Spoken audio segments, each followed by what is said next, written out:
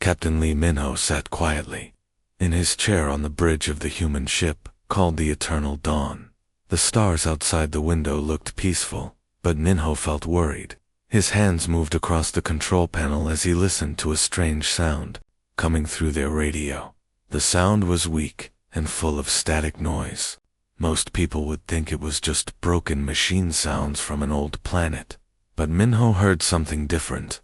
He had been a ship captain for 15 years, and his ears were good at finding patterns in space signals. "Captain, what do you think about this signal?" asked Park Ji-woo. She was the communications officer and sat at a station covered with blinking lights. Her fingers danced over the buttons as she tried to make the signal clearer. Minho closed his eyes and listened again. The signal came from a planet called Kepler-4, for to be. Everyone in the galaxy knew this planet was dead. A terrible sickness had killed all the people there 300 years ago. The Galactic Council had put up warning signs around the whole star system. No ships were allowed to go there. "Play it again, but slower this time," Minho said. Ji-woo pressed some buttons, and the signal played again. This time it sounded different. Between the static noise, Minho could hear a pattern. It was like someone tapping numbers with their fingers. 3 taps, then 5 taps, then 8 taps, then it started over. "Do you hear that?" Minho asked his crew. Kim Tae-hyun looked up from his engineering station. He was a big man with strong hands that were good at fixing things. "I hear static, Captain," just like the council scientist said. But Dr. Yoon So-jin was different. She worked with alien life forms and was very smart. She tilted her head and listened carefully. "Wait, those numbers, ... 3, 5, 8. That is a mathematical sequence. It goes up by adding the 2 numbers before it." Minho nodded. "Exactly. Machines do not make patterns like that by accident. Someone is still alive down there." The bridge became very quiet. Everyone knew what this meant. If people were still alive on Kepler-4 for to be, they needed help very badly. But the planet was supposed to be covered with deadly poison that could kill anyone who went there. Ji-woo checked her computer screen. "Captain, Earth Command sent us new orders. We must go to the Vega sector to explore new planets. They do not want us to waste time on old signals." Minho stood up and walked to the big window that showed space. He could see the stars where Kepler 442b was located. It was only 18 hours away if they flew very fast. But if they went there without permission, they would be in big trouble with both Earth Command and the Galactic Council. "Sir," said Tae-han, "the other alien species have much better technology than us. If they could not save anyone from that planet, how can we do it?" That was a good question. The aliens in the Galactic Council had ships that could travel faster than human ships. They had weapons that could destroy whole planets.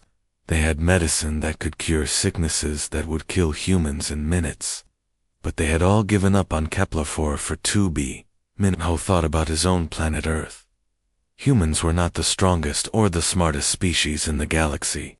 Other aliens often said humans were too emotional and took too many risks. But Minho knew something about humans that the aliens did not understand. Humans never gave up on people who needed help. Captain Ji-woo said softly, "If we go to that planet, we might all die. The poison there killed an entire civilization." Minho looked at each member of his crew. These people had followed him on many dangerous missions. They trusted him with their lives. He could not ask them to die for strangers on a planet they had never seen. "I will not order anyone to come with me," Minho said, "but I am going to that planet. If someone is alive down there, sending signals for help, then they deserve a chance." Tae-hyun was the first to speak. "My grandmother always said that helping others is what makes us human.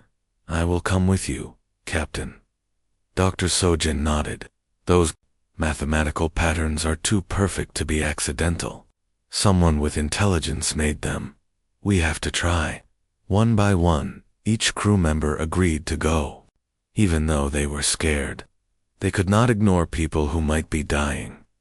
Minho sat back in his captain's chair and looked at the navigation controls. Taehyun set our course for Kepler 44 to be maximum speed. Yes, sir, Taehyun replied.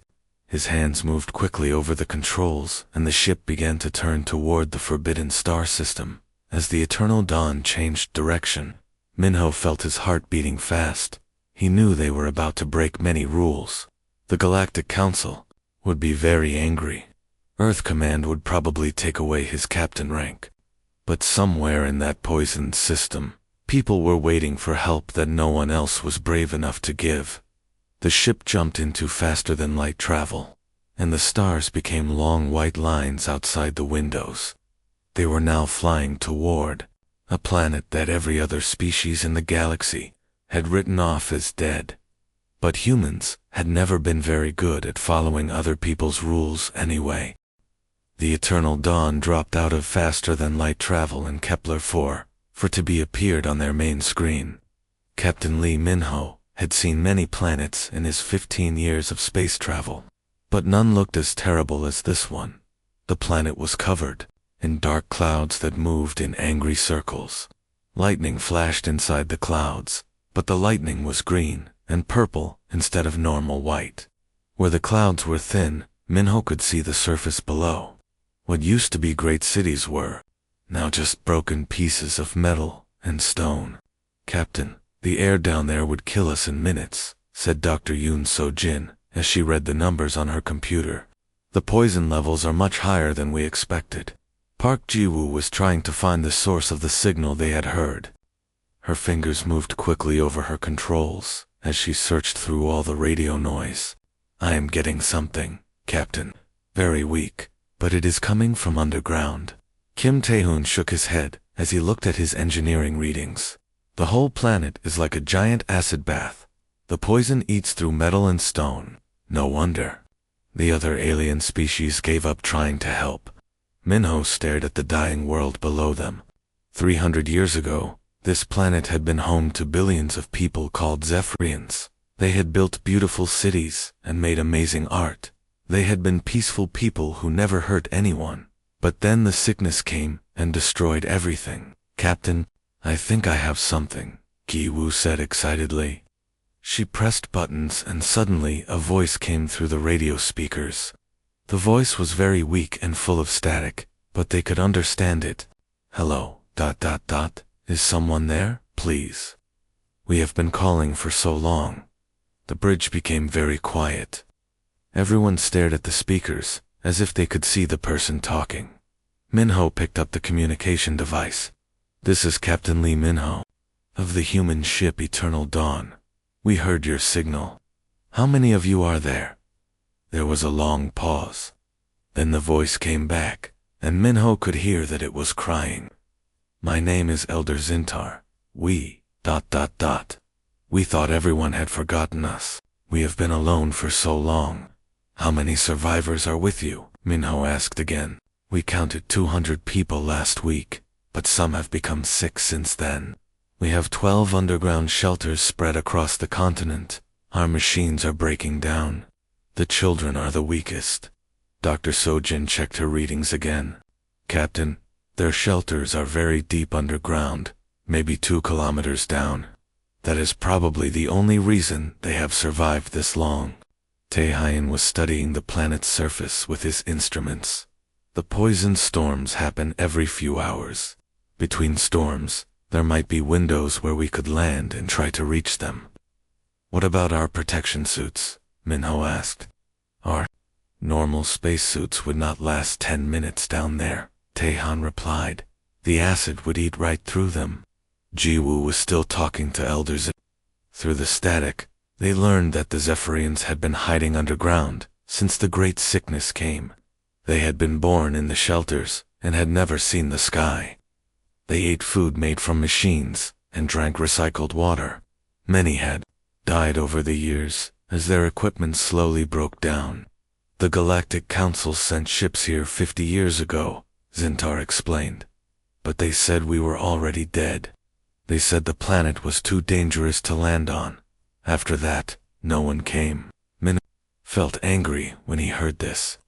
The alien species in the Galactic Council had amazing technology, but they had given up too easily. They had decided that saving the Zephyrians was too risky and had left them to die slowly. Elder Zintar, we are not giving up on you, Minho said into the communication device. We will find a way to help you. Captain, Dr. Sojin said quietly. We need to be realistic. Even if we could get down to the planet's surface, how would we bring 200 people back up? Our ship is not big enough, and the poison would probably kill us before we could help anyone, added Tae-Hyon. Minho looked at his crew. He could see they were scared, and they had good reason to be. Every logical part of his mind told him this mission was impossible. The planet below was more dangerous than anything humans had ever faced. Their ship was small, and their technology was simple compared to what the aliens had. But as Minho stared at the dying world below, he thought about something his father had told him when he was young. His father had said that sometimes the most important things in life were also the most difficult. Saving people was never easy, but it was always worth trying. We are not leaving, Minho announced to his crew. These people have survived for 300 years waiting for help. We are not going to abandon them now. Elder Zintar's voice came through the speakers again. Captain Minho, why are humans different? Why did you come when no one else would? Minho thought for a moment before answering. Because leaving people to die is not what humans do. We will find a way to save you, even if it seems impossible. As the poisonous storms raged across the planet below, the crew of the Eternal Dawn began planning the most dangerous rescue mission in human history. Captain Lee Minho stood in the cargo bay of the Eternal Dawn, looking at piles of equipment spread across the floor. For 2 days, his crew had been working on a plan that everyone said was crazy. But sometimes crazy plans were the only ones that worked. Kim Tae-Han was sitting on the floor surrounded by pieces of their mining suits. These suits were made for digging in asteroids, not for walking on poisonous planets. But they were the strongest protection the humans had. The alien species tried to use energy shields and force fields, Tae-Han explained as he worked.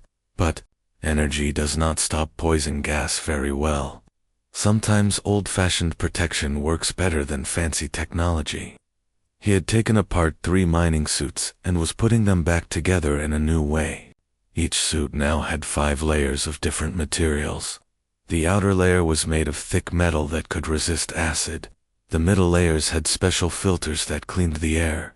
The inner layer was soft fabric that would not hurt the person wearing it. Dr. Yoon Sojin walked over, carrying a computer tablet full of research notes.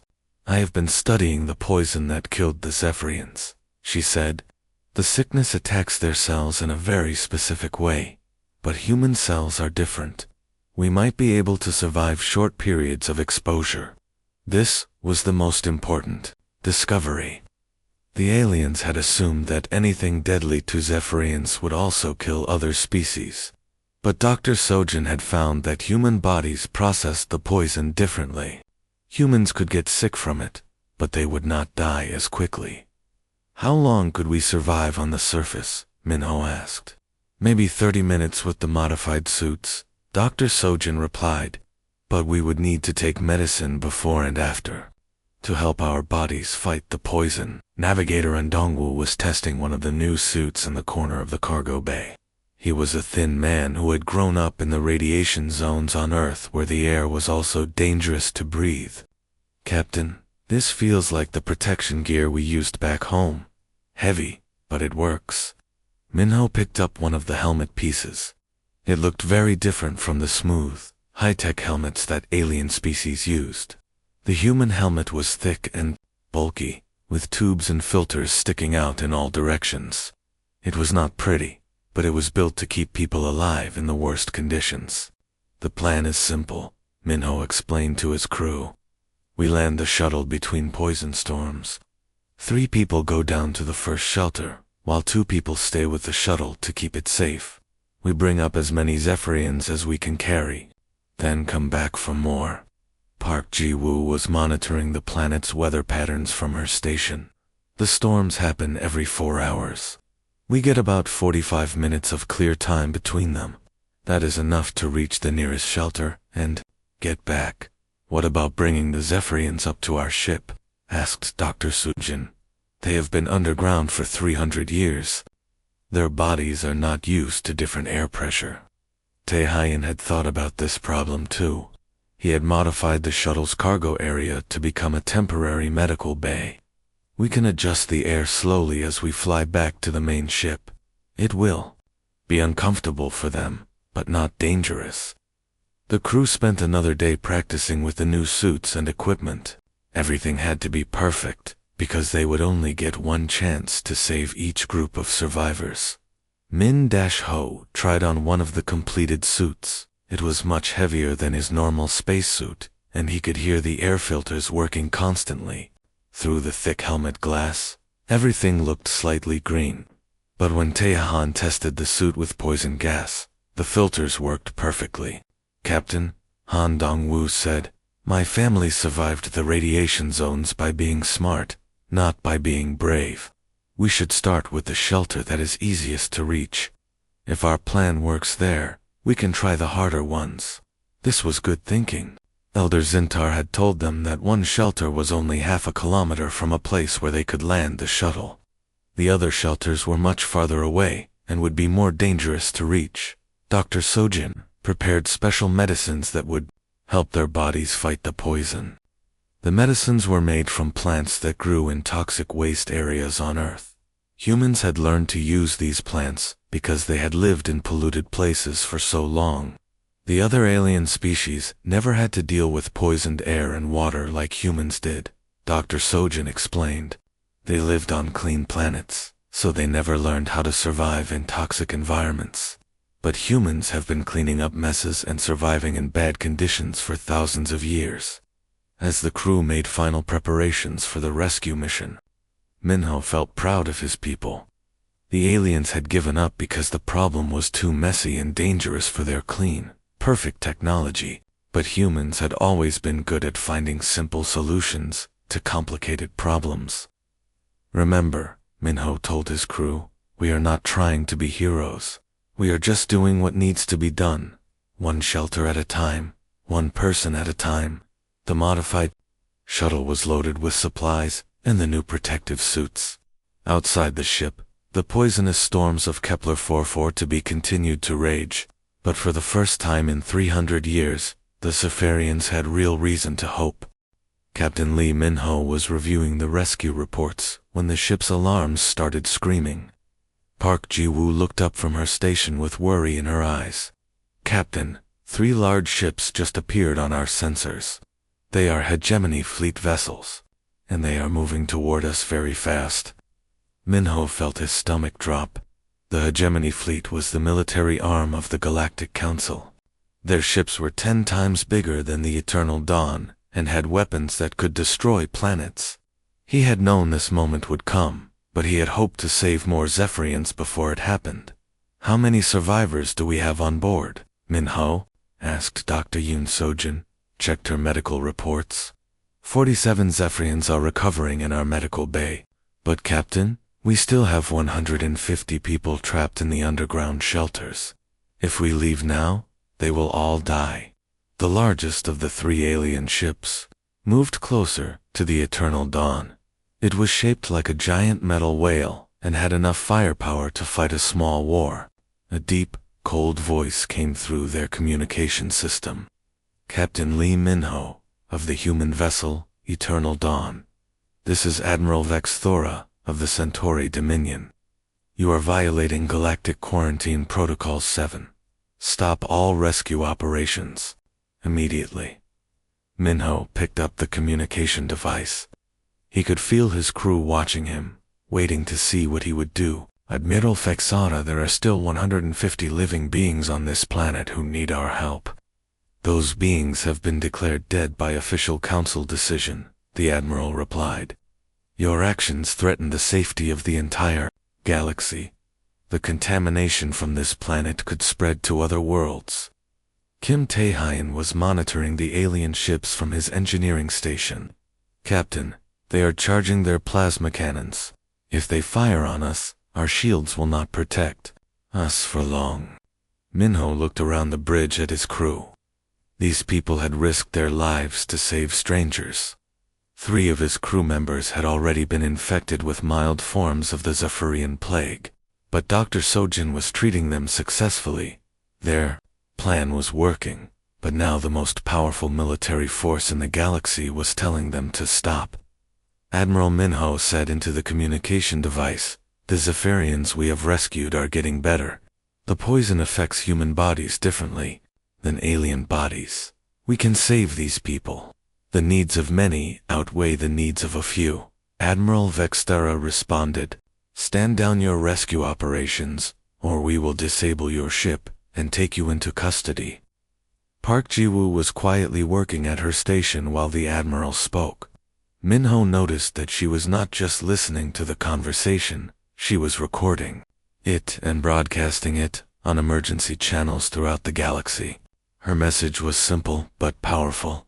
The humans are risking everything to save lives that everyone else has given up on. Han Dong-woo looked up from his navigation controls. "Captain, I can plot a course back to the planet's surface, but once we go down, those ships will be waiting for us when we come back up." Dr. Sojin walked over to Minho with her medical tablet. "Captain, the Zephyrians we saved are not just getting better, they are developing immunity to the plague. Their bodies are learning to fight it off. This could help us create medicine to protect other people from similar weapons." This was important news, but it also made their situation more dangerous. If the Galactic Council learned that the Zephyrians could become immune to the plague, they might want to study them like laboratory animals instead of treating them like people. "Admiral Vextera," Minho said, "we have discovered that the survivors can recover from the plague. They might have knowledge that could help the entire galaxy. That information can be studied after proper decontamination procedures." The Admiral replied, "Procedures that will take 6 months to complete. The remaining survivors on the planet do not have 6 months." Minho realized that the Admiral was telling him the survivors would die during the long decontamination process. The Galactic Council cared more about following their rules than about saving lives. Taehan looked up from his controls with grim determination. "Captain, I can give the engines everything they have. We can make one more run to the planet's surface. But after that, we will be too damaged to escape." Minho thought about his options. He could surrender to the fleet and save his ship and crew, but the remaining Zephyrians would die. Or he could make one last rescue attempt, and probably get his entire crew killed or captured. Then he thought about Elder Zintar and the other survivors who had been waiting 300 years for someone to help them.